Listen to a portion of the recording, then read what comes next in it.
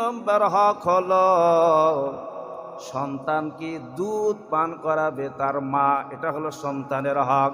আল্লাহ বলেন ওয়াল ওয়ালিদাতু ইউরদি'না আওলাদাহুন্না হাওলাইনি কামিলাইনি লিমান আরাদা আন ইউতিম্মার রাদাআহ।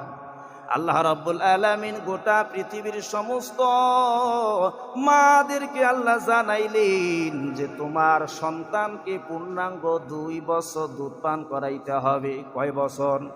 2 বছর। অনেক সময় সন্তান দুনিয়ার মধ্যে জন্ম হবার পর গ্রামগঞ্জের কিছু মানুষ দেখবেন যে সন্তানের মুখের মধ্যে মধু দিয়ে দেয়। আল্লাহর নবীজি পূর্ণাঙ্গ 1 বছর সন্তানের বয়স না হওয়া পর্যন্ত মধু দিতে নিষেধ করেছেন। তবে একটা দুর্বল হাদিস আছে, তাহনিক করা তাহনিক। আল্লাহর নবীজি খেজুর চিবিয়ে চিবিয়ে খাওয়ার উপযোগী করে সন্তানের, এক সাহাবার সন্তান 7ম দিনে যখন জন্মগ্রহণ করলো 7 দিন পর আল্লাহ নবী একটু মুখের মধ্যে ভরাইয়া দিয়েছেন, এটাকে বলা হয় তাহানিক। কিন্তু বিজ্ঞান বলছে মধুর মধ্যে এক প্রকারের বিষক্রিয়া থাকতে পারে। 1 বছরের কম বয়সী সন্তানকে যদি মুখের মধ্যে মধু দেওয়া হয় ক্ষতির আশঙ্কা থাকে।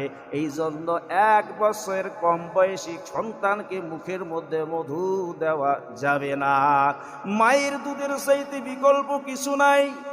মা সন্তানকে দুধ পান করাবে, আর সন্তানের দুনিয়ার জমিনে যত রকমের রোগ বালা মুসিবত, সকল রোগ বালা মুসিবত থেকে আল্লাহ হেফাজত করবেন।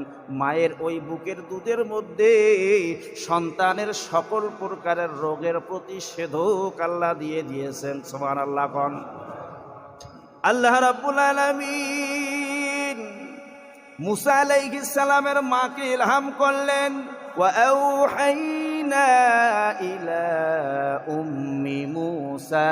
আল্লাহ পাক ডেকে বলেন মুসা নবীর মাকে যে হে মুসার মা, তুমি যদি আমার পয়গম্বরকে তুমি দুধ পান করাও, আর যদি দুধ পান করাইতে ভয় করো, তোমার মুখ মধ্যে ভয় এসে যায়, তাহলে আমি আল্লাহ কথা দিলাম ওই সন্তানকে আবার ওই সন্তানকে তুমি বাক্সের মধ্যে ভরাইয়া নদীর মধ্যে ভাসাইয়া দাও, আমি আল্লাহ পাক আবার ওই সন্তান তোমার বুকের মধ্যে ফেরাইয়া দেব। হযরত মুসা আলাইহিস সালামের মা ভয় করতেছে, কেন? কারণ চতুর্থাইতে ফেরাউনের শিশু হত্যা বাহিনী গিজগিজ করতেছে। যদি মুসা আলাইহিস সালামের খবর পাইয়া যায়, ফেরাউনের নির্দেশ অনুযায়ী কতল